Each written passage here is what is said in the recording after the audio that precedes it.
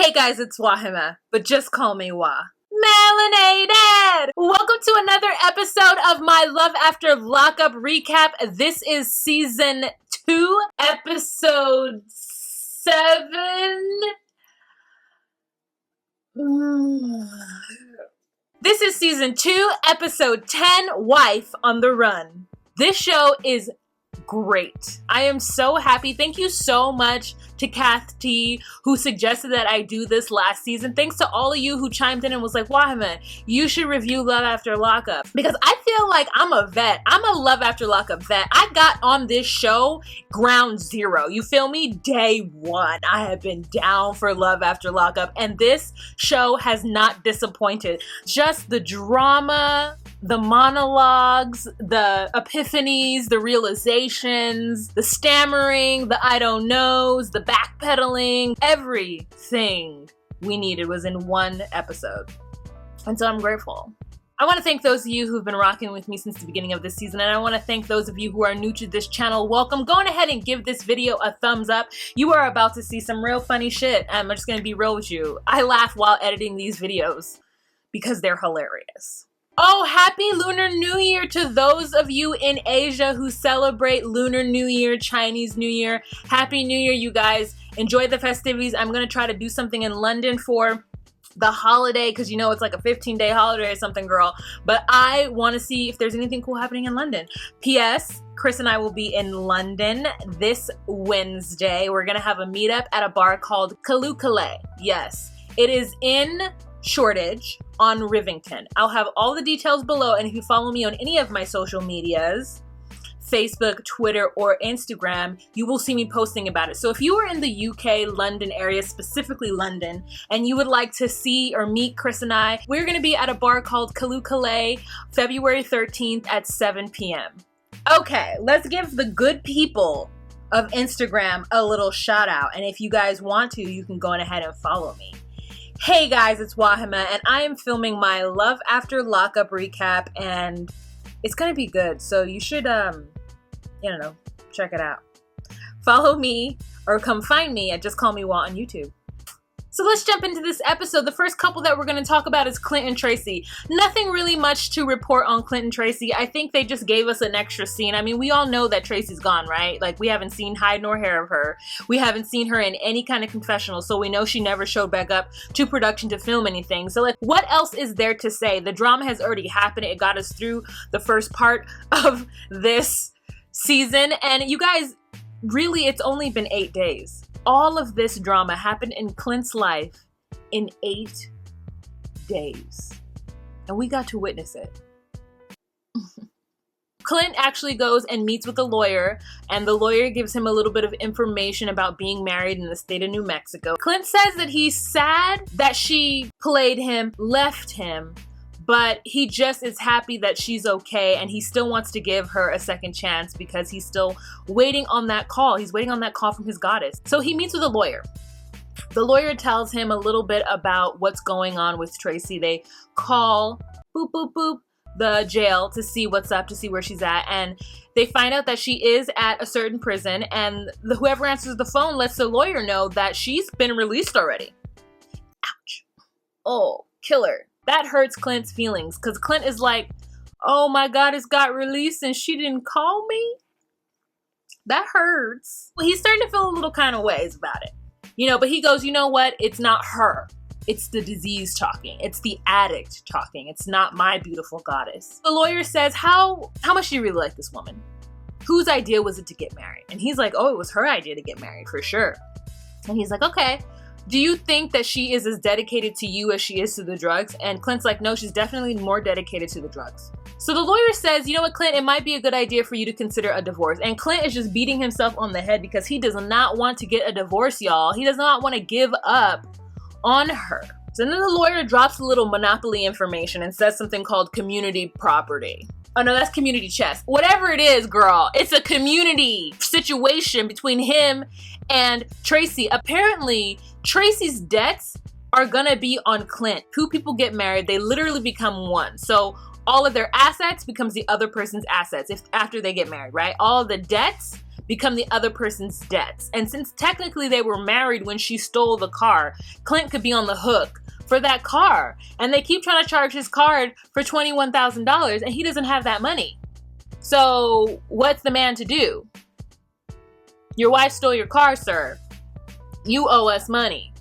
So the lawyer's like, you need to really consider getting a divorce from this woman, specifically and especially because she did not even call you when she got out of prison. What kind of love is that, Clint? I don't care how beautiful she is. No woman should ever treat me like this. That's not fair. And again, we're wondering what it is that Clint is seeing when he sees Tracy. He says he doesn't care how beautiful she is, that he just can't be at her beck and call. Okay, Clint. Okay. Now that's the end of Clint. Let's move on to the throuple. I'm just gonna go ahead and give a standing ovation for Sarah because that soliloquy, girl, it touched my heart. I mean, she literally did the exact opposite not more than 5 minutes later. But while she was giving that speech, girl, I was like, yes, yes, yes, mama. And then she just completely let me down. You know, and that's what happens when you're 24 years old and you don't know no better. We've all been the Emmy, right? Or some of y'all have actually been the Sarah, but some of us have been the Emmy and we know the frustration. So the fact is that when she was doing all that lip service, I knew that it wasn't real. She was just getting off her feelings. Didn't mean that she was going to act on her bravery. She wasn't gonna stand by those words. We first start off with Mike in the car getting back to Sarah. Megan is at the hotel feeling empty without him, girl. Just very sad. You know, she's worried that he got sent back to prison and that something happened because of her, that because she wanted to hang out with him, he put himself at risk. And I just thought to myself, you know what? Megan's not down for this life. You know what I'm saying? Like, Megan is not a real one. She's soft. She shouldn't even be worried about it. She should just be living in the moment, taking the time out that she had with her dude. He had to go meet his PO, stay chill, and wait for him to call her. That's what any down-ass bitch would do. She over here crying, feeling self-worth, feeling some kind of way about it, thinking it's her fault. It's because Megan thinks about the future. Michael needs a woman who doesn't think about the future because he doesn't.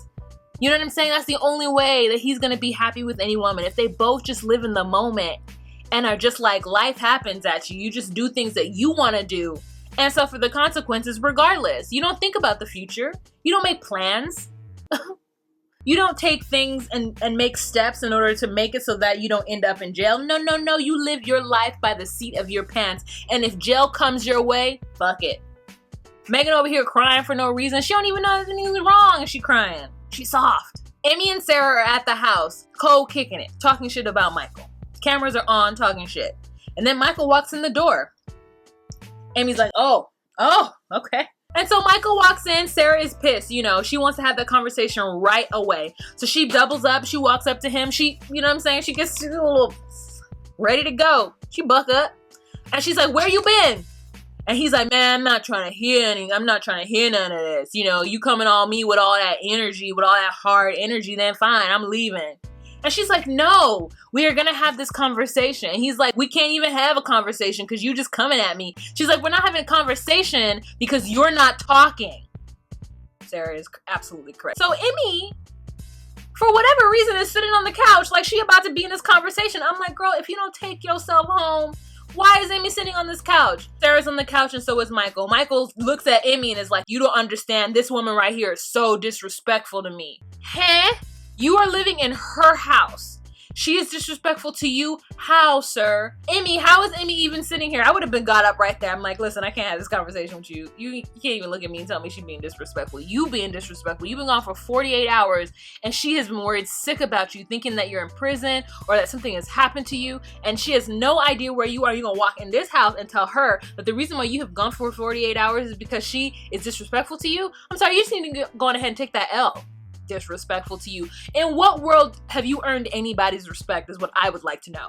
That is what I would be thinking if I were Emmy. That was a whole soliloquy, a whole monologue about what Emmy should have said and didn't say, girl. So Emmy says something about them not knowing each other and Sarah chimes in with like, yeah, I'm trying to get to know him. And then Michael's like, that's it. She thinks that she knows me, so she's not trying to get to know me. And we're all like, what? What did you just say? What does that even mean, Michael? Sarah gets so pissed. By the way, she only has her thumbnails. She has no acrylics on any nails but these two. I notice nails is what the moral of the story is. I notice nails. She gets so upset that she like yells and she just like, ah! Michael's like, Sarah, calm down. And I'm just like, no, Sarah needs to get this out because she has been living her life held hostage by you being in prison. And you are not respecting her in this moment. You're acting like you should have all the rights in the world. You have nothing. You owe her everything. Michael finally just gets up like a chump and walks on out the door. She's like, okay, bye, bye, bye. Next thing we have with them is her and Michael outside. And she's like, you just gonna leave?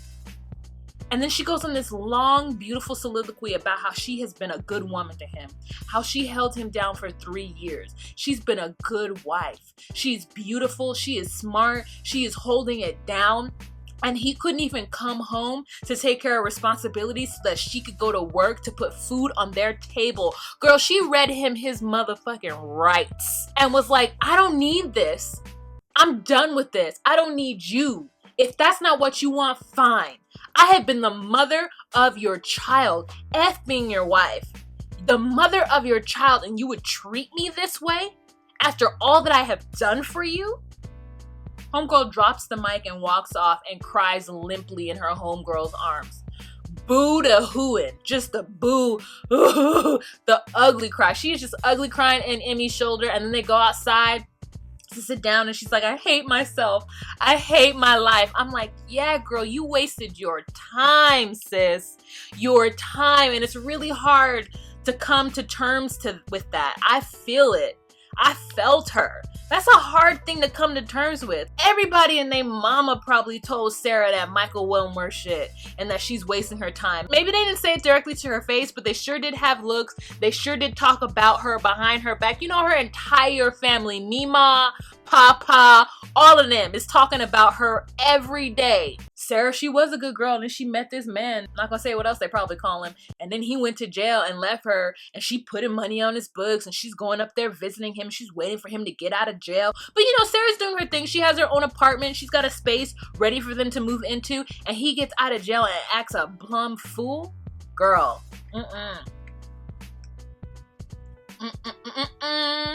She thinks that she's Michael's best option.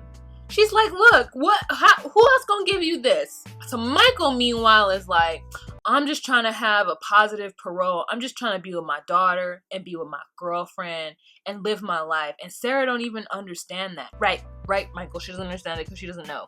She thinks that she's your wife. He feels like he's being pulled in every direction. Shut up, Michael. Shut up. You have put yourself in every single situation that you were in between these two women. You have done this. You have weaved these lies and created these webs, and now you feel pulled in every direction? What, sir? Huh? So she's outside boo-hooing with Emmy, and Michael walks up to her. And remember, Michael still has that ring that he was going to give to Megan, and he didn't end up giving it to her. And he pulls her up from her feet because he hears her out there boo-hooing. And he has to know that she's right. And he puts that ring on her finger. And she then boo-hoos and hangs on to him. And Emmy can't take it, girl. Emmy has to leave. She pissed. And I would be pissed too. And so it's a real letdown for Emmy. And it's a real letdown for us. But what can we expect? Sarah's 24 years old and all she wants is that perfect family. I don't understand why she thinks that this rocky beginning is going to wield anything good. But she thinks it will. So you just gotta let her ride it out. You know, when people make mistakes like this over love and wanting to be in a relationship with somebody that isn't treating them the way they should be treated, you just gotta let them go through it. There's nothing that you can do to pull her out of the reverie. So Emmy just bounces, right? Because the next day, they say it's Father's Day. So my thought was also like, so did Megan really think that he was gonna spend his first Father's Day with her? Or did she just think he was gonna get up early the next morning and leave and go be with his family? Or his daughter at the very least. Like, I'm confused. But anyway, so they're at the park the next day. It turns out they had sex last night. Michael's just like, it happened. She seduced me. And we're just like, oh God, your wife seduced you. Okay. They're playing at the jungle gym or at the park with Aviana. And Michael's still saying that him and Megan are taking it day by day. Sarah still thinks that everything is going to be okay because they've kind of made up. And maybe the ring just made it all better for her. I do not know.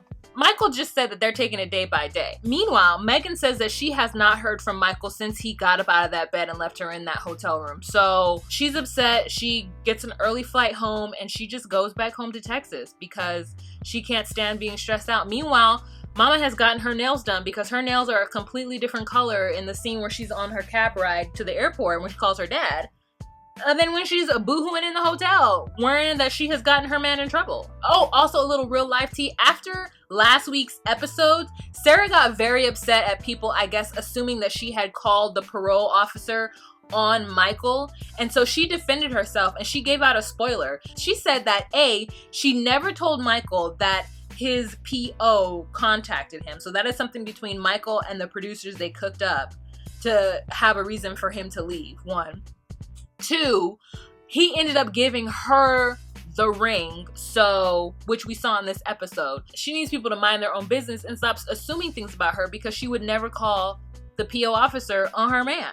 Megan also said that regardless of what everybody was saying about their trip to Niagara Falls, it was one of the best days of her life and she doesn't regret it. And Michael is still playing like the reason why he's dealing with Sarah the way he's dealing with her is because he doesn't want her to call his PO and make up some stories.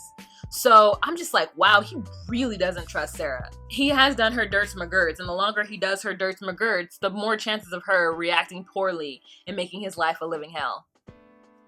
You mean you gotta lay in the bed that you make, right? All right, so let's move on to the next couple. The next couple is Caitlyn and Matt. Okay, so, I mean, Matt is a big steaming pile of loser bum face, right? And he's riding around with his friend Sam, I guess, who decided that he was gonna help Matt filmed this show. Caitlyn's looking for apartments because they have been at Kathy's house for too damn long and Kathy wants them out. Turns out Caitlyn does have a job. And this is something that you guys were all really worried about her not having a job. And I was like, she could have one. Apparently she has a job in Tacoma. She is working in an office doing some kind of administrative assistant. And as Chris pointed out in my last video, that she did have like a title underneath her name sometimes to saying what she does. Like she's an administrative assistant.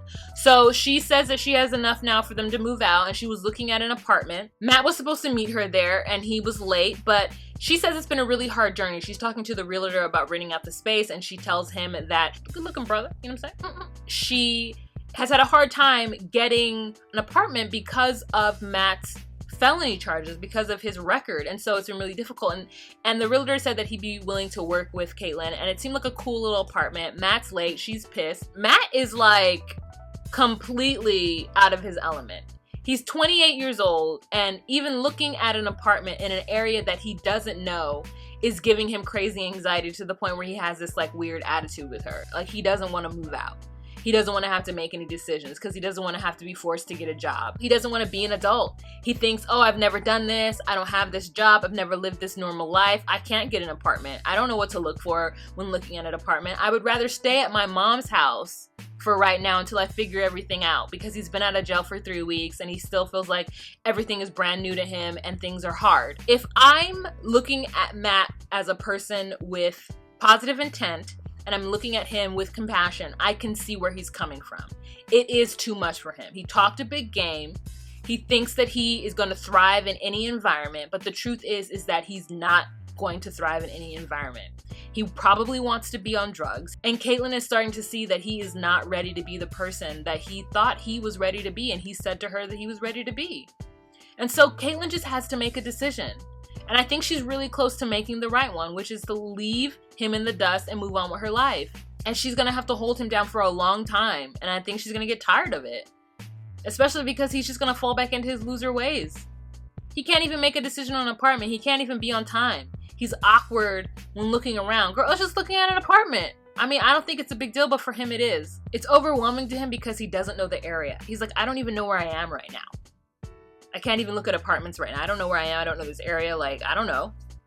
She's like, imagine being 28 years old and being so far removed from society that you can't even fathom looking at a nice apartment in an area you don't know because it's not familiar, and you'd rather just live back at your mom's house when you got mad at her from the jump because you had to live at your mom's house, and now the prospect of you actually getting your own apartment is so daunting that you would rather move back to your mom's house and stay at your mom's place. Who doesn't want you there? I don't even know what to say. Caitlyn's over it, I'm over it, and we're done with them. So the next couple that we're going to talk about is Lizzie and Scott. So this was a really short segment. Bottom line, Lizzie and Scott are engaged and Jasmine is not into it and she puts her mom between a rock and a hard place. And Lizzie's like, look, well, you know, Jasmine, Scott has done a lot for me and I don't want to hurt his feelings. I mean, I do love him, care about him a lot, and you have to be nice. Like, I can't just go back in there and give him this ring. It's just gonna, like, break his heart. I don't want to have to choose. I know that we are rebuilding our relationship, but Jasmine, I mean, he's just been so faithful and done so much for me. I have to think about Scott's feelings. Which is all true. I mean, she would be breaking his heart if she did go back in there and give him that damn ring. So the next scene we have with Adam and Scott. Adam comes in to tell his dad that he's getting on a plane and he's going back to Oxnard, California. No more Wisconsin for him. And Scott's like, I got bows here. And Adam is like, a bow? Scott's like, yeah, I bought Lizzie a car and I just want to know what bow to put on the car to surprise her. Adam is like, with what money? Dad? And Scott's like, I bought her this car. Yeah, we established that, but I want to know how. You're dodging the question. Where did you get the money to do this? And Scott just says he maxed out 6 credit cards. He's got loans everywhere and he's cleared out his savings. So there's that. Now help me pick out a bow. He's like, I love Lizzie. There is nothing that anyone can say or do to make me feel otherwise. I'm going to give her whatever she wants. I'm going to do whatever it takes to keep her, period, point blank. I need a bow. Help me pick a bow out. And Adam is like, so are you going to sell the house next? And he's like, no, I'm not going to sell the house. And Adam is like, you know your choices affect other people, right? Scott's like, yeah, I know that. And word has it, word on the street is that Scott spending all of this money on Lizzie has caused derision between him and his siblings because the money that he is spending is money out of some sort of joint account or family estate or something like that. And so everybody in the family is pissed at him. So that is what Adam means by you spending this money is messing everybody up. Adam's like, I don't understand why my father wants to put himself into bankruptcy over Lizzie. I don't know what it is, why he's so desperate to be with her, but it is what it is and I have to go back home. Hope he doesn't sell the house, I guess, girl. I guess, All right, so our last couple that we are gonna move on are Brittany and Marcelino. Okay, as I stated earlier, Brittany is polyamorous. Okay? She's poly. Her being poly has nothing to do with her being bisexual. I think she's doing a disservice with not understanding with what's really up with her. And maybe she's not into labels, but they're saying that she's bisexual. And so therefore she wants both Amanda and Marcelino. Not what's happening. What's happening is that she's poly. She wants to be in a relationship with 2 people of her choosing. And within that, she is bisexual, right? There are women who are poly who are heterosexual, meaning that they want to be in a relationship with 2 men. And it's not like these 3 are in a relationship necessarily, but they're in a relationship with this person. So Brittany is Michael, and I have been saying it from the beginning. She is Michael, but now she has come out to both of these people. They go to a Moroccan restaurant, which I'm dying to go to, except for I would actually want an Arab person belly dancing. Not to say that the Asian lady wasn't doing it. You know what I'm saying? I love a good belly dancer. I love a good hookah belly dancer situation. I have a favorite spot in New York City that I used to go to. You know what I'm saying? First off, we have with Marcelino and Brittany driving to meet Amanda at this Moroccan restaurant spot, Marrakesh. Amanda's a little shocked because she doesn't know that Marcelino is coming, but she rolls with the punches, and Marcelino is ready to punch, girl. He's talking about he doesn't know what kind of hostility that Amanda's gonna have. I'm like, Marcelino, why are you ready to fight everybody, bro? Tonight, Brittany has organized a meeting between me and Amanda, and I feel like I have to meet Amanda because this is one of Brittany's past relationships. I need to make sure that Amanda understands the boundaries. Girl, it turns out that there are no boundaries. They get there, they hug. Amanda looks great, P.S. I mean, she came cute. And Brittany came with a bun and a black tee. There was a big difference. And she was like, oh my God, I didn't dress up. And Amanda was like, yeah, girl, I'm about to be on TV. What? They sit down, they get some food, they're being cute, they're feeding each other, and Marcelino's sitting back, and he's like trying to come at Amanda, but Amanda's trying to come right back because she does not believe the relationship between Brittany and Marcelino, okay? Amanda is like, so, what do you do? And Marcelino is like, what do you do? And she's like, I'm a felon, just got out of prison, so And Brittany's just in between, like, ping-ponging, because she really wants these two to get along, because she wants to have both people in her life. Amanda's like, look, I didn't expect to meet you tonight, and I'm actually shocked that this is happening. She didn't tell me you were coming. In fact, had she told me you were coming, I probably wouldn't have shown up. Just so that you know, she was dating both of us at the same time. And Marcelino was like, what? That's not what I heard. And Brittany's like, no, your timeline is wrong. Your timeline is wrong. She's like, okay. I heard things. You were dating me and somebody else too, Brittany. Okay, you can say whatever you want to say, but we know. And she's like, that's not true. Brittany's trying to hold it together, and Amanda is blowing up her entire game. Because Amanda's not playing any games. She really does love Brittany. Brittany says, I mean, how could I not love her? Look at her. Isn't she beautiful? Marcelino's like, you got me there. And then Amanda's like, okay, guys, great. Great. I'm beautiful. Yep, great. So she's like, you know what? I gotta go smoke a cigarette. So she gets up and she goes outside to smoke a cigarette. And Brittany goes to smoke the cigarette with her too. Amanda's just really like, I want to be with you. And this is weird. And you set me up. And I just can't help but touch you. And I don't understand, like, why this thing isn't happening between us. And she's like, well, I don't understand why it's not happening either. I mean, just girl, she is just such a player. Marcelino's like, basically, she's not looking to go that way anymore. And I can give her things that you could never give her. And Amanda is like, I can give her things that you could never give her. Marcelino is like thinking that Brittany wants some kind of threesome, some superficial, like sexual whatever, and that he feels like she's so sexual, and so that's why she probably wants to be with Amanda. But he needs her to know that he needs to be with her only right now, because he doesn't want to bring somebody new into their relationship, because their relationship is so new. And he said someone into the bedroom. Brittany doesn't want Amanda in the bedroom.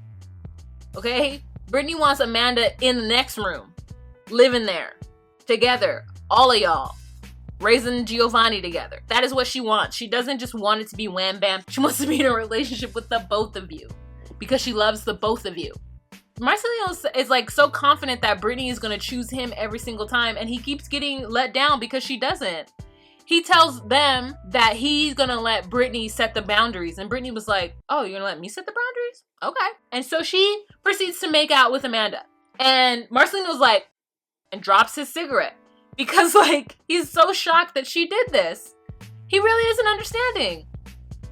Amanda then gets up. She's annoyed. She doesn't want to do this. She doesn't want to be in a polyamorous relationship. She wants Brittany to break up with Marcelino and be with her, period, point blank, the end. So she gets up and leaves. Brittany stays behind to make sure that Marcelino understood that she stayed behind. But then she's going to go say bye to her, because she can't just let Amanda leave without saying bye. So she goes out to say bye to Amanda, and Amanda is upset. And Brittany's like, stop being mad at me. Stop being mad at me. Stop being mad at me. Hug me. Don't be mad. Don't be mad. Don't be mad. And to the point where Amanda's like, okay, I'm not mad. We can eventually be friends, but not right now. No, be my friend. Be my friend. And Amanda's like, Jesus Christ. Okay, I'll be your friend. This is like classic narcissist, like classic I want my cake and eat it too type situation. And everyone's falling right into it because everyone loves Brittany so much. I mean, Brittany's got that magic dust. We all know a person like Brittany that everybody just kind of gravitates to.